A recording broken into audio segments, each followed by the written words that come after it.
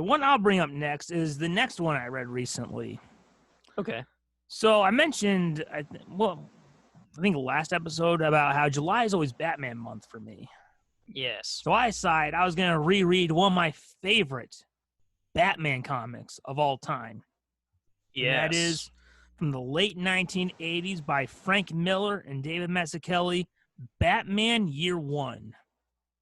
So Batman Year One is, for me, when you're talking about like top 10 Batman stories, which is very hard to like figure out which one, it's got to be in there. Batman Year One. Yeah. We have it where we're kind of showing the beginning of both Jim Gordon's journey and Batman's journey in the DC universe. And we're seeing a Gotham City that clearly needs a Batman. It's just so corrupt, and they did such a great job. Frank Miller did and David Mazzucchelli with showing what Gotham City is like before Batman, the kind of city that would create a Batman. Yeah. So we have it where Jim Gordon is our primary protagonist throughout the series. Mm-hmm. And we have it where Jim Gordon has to deal with how corrupt the Gotham Police Department is. And we see like how they beat him up at one time and say, hey, this is a message. And they remind him that he's got a pregnant wife at home. And there's even a moment where he talks about how he hopes that the test results come back negative, that his wife is pregnant, because he doesn't want to raise a kid in this city. Yeah. And we see how corrupt the commissioner is, Commissioner Loeb, where Gordon's partner Flass talks about how he wants to kind of like rough up Gordon a little bit. And Loeb says, you'll have to wait until 2 weeks till I'm out of town. And we see Bruce Wayne, who is just frustrated. He doesn't know what he's he knows what he wants to do, but he's clearly missing a piece because he wants to scare criminals and fight criminals, but he's clearly missing a piece. And then there's the moment where he's just in his father's den dying, saying, because he went out like in street clothes trying to fight criminals and it didn't work.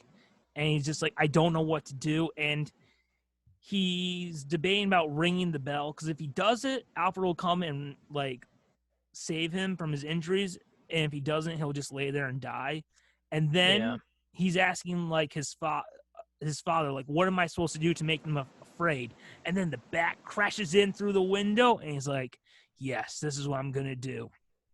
And we see a Batman who is so hard on himself, where he'll constantly say to himself, lucky amateur. And we see why Gordon would trust Batman, because he sees Batman isn't just a guy going out and just beating up people. He's like he saves an old lady, and later he saves Gordon's son, and we see the budding friendship. And we also see the origin of Catwoman, and also we see how corrupt, like, I wish they had done this more in Batman Begins, but we see the commissioner of police is having dinner at Carmine Falcone's house. Mm-hmm. And then there's this great scene. And also, Batman realizes that Gordon is the one he can trust because he hears about how all the cops hate Gordon. And there's this great moment where Commissioner Loeb, Carmine Falcone, all like kind of the criminals of Gotham City are together having dinner. And there's an explosion. And it's like one of my favorite moments in comics, where there's an explosion, the lights go out, and Batman goes, ladies, gentlemen, you've eaten well. You've eaten Gotham's spirit, its wealth. But from this moment on, none of you are safe. And then like you hear like Commissioner, and the next scene is the next day, and Commissioner Loeb yelling to Gordon, you get that vigilante instantly. And oh, it was so good. Yeah. Oh yes, Batman Year One, one of my favorite comics. It does have some sequels. It divulges into two different timelines. There's like the official DC universe. You got The Man Who Laughs, which is like the first time Batman meets Joker, who is referenced at the end of the story about how Gordon is on the roof talking about how there's some guy threatening to poison Gotham's water, calls himself the Joker. But I got a friend coming who might be able to help. And then we have the Long Halloween, which shows all the villains have come, and it shows the origin of Two-Face by Jeff Loeb. And then you have Dark Victory, which is also by Jeff Loeb, which tells the origin of Robin. And throughout those 4 books, you kind of get the origin story of Batman, and then devolves into another timeline, the Frank Miller timeline.